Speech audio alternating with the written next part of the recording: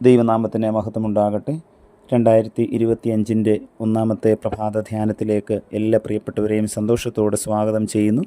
ഇന്നത്തെ നമ്മുടെ ചിന്തയ്ക്കായി ലഭിച്ചിരിക്കുന്ന വേദഭാഗം രാജാക്കന്മാരുടെ 2-ാം പുസ്തകം 18-ാം അധ്യായം 7-ാം വാക്യം. യഹോവ അവനോട് കൂടെ ഉണ്ടായിരുന്നു, അവൻ ചെന്നിടത്തൊക്കെയും കൃതാർത്ഥനായി വന്നു. 1813 തോൽവിയോടെയാണ് നെപ്പോളിയൻ്റെ വിജയമുന്നേറ്റങ്ങൾക്ക് അന്തമായത്. അദ്ദേഹം 1812 റഷ്യയെ കീഴടക്കാനുള്ള പദ്ധതികൾ തയ്യാറാക്കി. ആ സമയത്ത് അദ്ദേഹത്തിൻ്റെ സേവകന്മാരിൽ ഒരാൾ പറഞ്ഞു, മനുഷ്യൻ ആലോചിക്കുന്നു, ദൈവം തീരുമാനിക്കുന്നു. ഇത് കേട്ട നെപ്പോളിയൻ അസഹ്യതയോടെ ഇങ്ങനെ തിരുത്തി, ഞാൻ ആലോചിക്കുന്നു, ഞാൻ തീരുമാനിക്കുന്നു. 6 ലക്ഷം പേരടങ്ങുന്ന സൈനിക നിരയുമായി നെപ്പോളിയൻ മുന്നോട്ട് പോയി. പക്ഷേ കനത്ത മഞ്ഞ് അവർക്ക് തടസ്സമായി. ശൈത്യത്തിൽ 5 ലക്ഷത്തോളം സൈനികരുടെ ജീവൻ നഷ്ടമായി. മടങ്ങിപ്പോരുവാൻ നെപ്പോളിയൻ തീരുമാനിച്ചു. തുടർന്നുണ്ടായ കനത്ത പരാജയത്തിൻ്റെ തുടക്കം അവിടെ നിന്നായിരുന്നു. എൻ്റെ നേരെയുള്ള നിൻ്റെ കോപഭ്രാന്ത് കൊണ്ടും നിൻ്റെ അഹങ്കാരം എൻ്റെ ചെവിയിൽ എത്തിയിരിക്കുന്നത് കൊണ്ടും ഞാൻ എൻ്റെ കൊളുത്ത് നിൻ്റെ മൂക്കിലും എൻ്റെ കടിഞ്ഞാൺ നിൻ്റെ അധരങ്ങളിലും ഇട്ട് നീ വന്ന വഴിക്ക് നിന്നെ മടക്കി കൊണ്ടുപോകും. രാജാക്കന്മാരുടെ 2-ാം പുസ്തകം 19-ാം അധ്യായം 28-ാം വാക്യത്തിൽ നാം വായിക്കുന്നു, with God V R heroes, without God V R zeros എന്ന ചൊല്ല് നമുക്ക് സുപരിചിതമാണ്. എൻ്റെയും നിങ്ങളുടെയും ജീവിതത്തിൽ നാം ദൈവകൃപകൾ ധാരാളം അനുഭവിച്ചിരിക്കുന്നത് കൊണ്ട് ഇത് പൂർണ്ണമായും ശരിയാണ്. കഴിഞ്ഞൊരു വർഷത്തിലെ നമ്മളുടെ പ്രവർത്തനങ്ങളെ, നമ്മുടെ ജീവിതത്തെ നാം ഒന്ന് തിരിഞ്ഞു നോക്കിയാൽ എത്രമാത്രം ദൈവകൃപ നാം അനുഭവിച്ചിട്ടുണ്ട്. ലോകം കണ്ടിട്ടുള്ള ഏറ്റവും സ്വാർത്ഥമതിയായ ഭരണാധികാരിയായ നെപ്പോളിയനെക്കുറിച്ചാണ് നാം ആമുഖ കഥയിൽ കേട്ടത്. കർത്താവിൽ ആശ്രയിക്കാതെ സ്വന്തം ഭുജബലത്തിലും സൈനിക ശക്തിയിലും ആശ്രയിക്കുന്നവന് ലഭിക്കുന്ന ഫലത്തെപ്പറ്റി നെപ്പോളിയൻ്റെ ജീവിതം നമ്മെ പഠിപ്പിക്കുന്നു. എന്നാൽ ഇതിൽ നിന്നും വ്യത്യസ്തമായി കുറിവാക്യത്തിൽ നാം വായിച്ചു കേട്ടത് ദൈവഭക്തനായ ഒരു ഭരണാധികാരിയുടെ ജീവിത മാതൃകയാണ്. രാജാക്കന്മാരുടെ 2-ാം പുസ്തകം 18-ാം അധ്യായത്തിൽ 25 വയസ്സ് പ്രായമുള്ള ഒരു യുവാവ് യഹൂദ രാജാവായി സ്ഥാനാഭിഷേകം ചെയ്ത സംഭവം വിശദീകരിക്കുന്നു. ഹിസ്കിയാവ് രാജ്യഭാരം ഏറ്റെടുക്കുന്ന സമയം പൂജാഗിരികളും വിഗ്രഹസ്തംഭങ്ങളും അശേരാ പ്രതിഷ്ഠകളും താമ്രസർപ്പവും ഒക്കെയായിരുന്നു ഇസ്രായേൽ മക്കളുടെ ദൈവങ്ങൾ.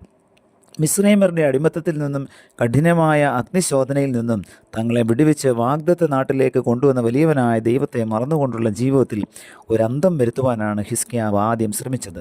ഉടയ്ക്കേണ്ടതിനെ ഉടയ്ക്കുകയും തകർക്കേണ്ടതിനെ തകർക്കുകയും ചെയ്തെങ്കിൽ മാത്രമേ ദൈവത്തിന് പ്രവർത്തിക്കുവാൻ സാധിക്കൂ എന്ന് ഹിസ്കിയാവിന് അറിയാമായിരുന്നു.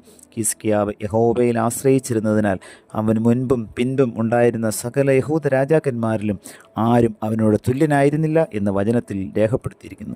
6-ാം വാക്യം പറയുന്നു, അവൻ യഹോവയോട് ചേർന്നിരുന്ന് അവനെ വിട്ട് പിന്മാറാതെ യഹോവ മോശയോട് കൽപ്പിച്ച അവൻ്റെ കൽപ്പനകളെ പ്രമാണിച്ച് നടന്നു. യഹോവ അവനോട് കൂടെ ഉണ്ടായിരുന്നതിനാൽ അവൻ ചെന്നിടത്തൊക്കെയും കൃതാർത്ഥനായി വന്നു. പ്രിയമുള്ളവരെ, നമ്മുടെ ജീവിതത്തിലും ഹിസ്കിയാവിൻ്റെ ജീവിത മാതൃക പിൻപറ്റുമ്പോഴാണ് നാം കൃതാർത്ഥരാകുന്നത്. ഈ ലോകത്തിലെ നമ്മുടെ ജീവിതയാത്രയിൽ ഇസ്രായേൽ മക്കളുടെ വിവേകമില്ലാത്ത വിശ്വാസ പ്രവൃത്തികൾ ചിലപ്പോഴെങ്കിലും നാം പിന്തുടരാറുണ്ട്.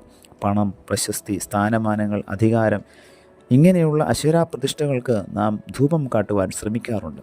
അവിടെയും ഇവിടെയും ഉയർന്നു വരുന്ന ആൾ ദൈവങ്ങളുടെ പുറകെ ആയിരിക്കുന്ന സഭയും വിശ്വാസ സമൂഹത്തെയും വിട്ടുകൊണ്ട് ഓടുവാനുള്ള വ്യഗ്രത ഇന്ന് നമ്മുടെ സഭകളിൽ കണ്ടുവരുന്നു.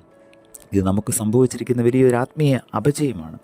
ദൈവം നമ്മെ നിയോഗിക്കുന്ന സ്ഥാനത്ത് കൃതാർത്ഥരായി തീരണമെങ്കിൽ ഹിസ്കിയാവിനെ പോലെ ജീവനുള്ള ദൈവത്തിൽ പരിപൂർണമായി ആശ്രയിച്ചുകൊണ്ട് ഈ ജീവിത നൗകയുടെ നിയന്ത്രണം കർത്താവിന് വിട്ടുകൊടുക്കണം. പരിശുദ്ധാത്മാവിൻ്റെ നിയന്ത്രണത്തിന് കീഴിൽ ആയിരുന്നാൽ മാത്രമേ അത് നമുക്ക് സാധ്യമാകൂ. ഈ ഒരു പുതിയ വർഷത്തിൽ ഹിസ്കിയാവിനെ പോലെ ദൈവത്തോട് ചേർന്നിരിക്കുവാൻ തക്കവണ്ണം, അനുഗ്രഹങ്ങൾ പ്രാപിക്കുവാൻ തക്കവണ്ണം ദൈവത്തിൻ്റെ പരിശുദ്ധാത്മാവ് നമ്മെ ഓരോരുത്തരെയും സഹായിക്കട്ടെ. പ്രാർത്ഥിക്കാം. പ്രിയ കർത്താവെ, നൽകി അനുഗ്രഹിക്കപ്പെട്ട വചനത്തിനായി സ്തോത്രം. ഹിസ്കിയാവിൻ്റെ ജീവിതത്തിലൂടെ ഇന്ന് ഞങ്ങൾക്ക് ആവശ്യമായ ആത്മീയ ഉൾക്കാഴ്ച അവിടുന്ന് നൽകിയല്ലോ. പുതിയൊരു വർഷത്തിലേക്ക് ഞങ്ങൾ പ്രവേശിച്ചിരിക്കുമ്പോൾ ഞങ്ങളുടെ ജീവിതത്തിൽ അറിഞ്ഞും അറിയാതെയും നടത്തിയിട്ടുള്ള എല്ലാ അശേരാ പ്രതിഷ്ഠകളെയും ഉടച്ചു കളയുവാനും കർത്താവിനോട് ഈ പുതുവർഷത്തിൽ പറ്റിച്ചേരുവാനും തക്കവണ്ണം ഞങ്ങളെ അവിടുന്ന് സഹായിക്കണമേ. പുത്രൻ്റെ നാമത്തിൽ പ്രാർത്ഥന കേൾക്കണം പിതാവേ. ആമേൻ.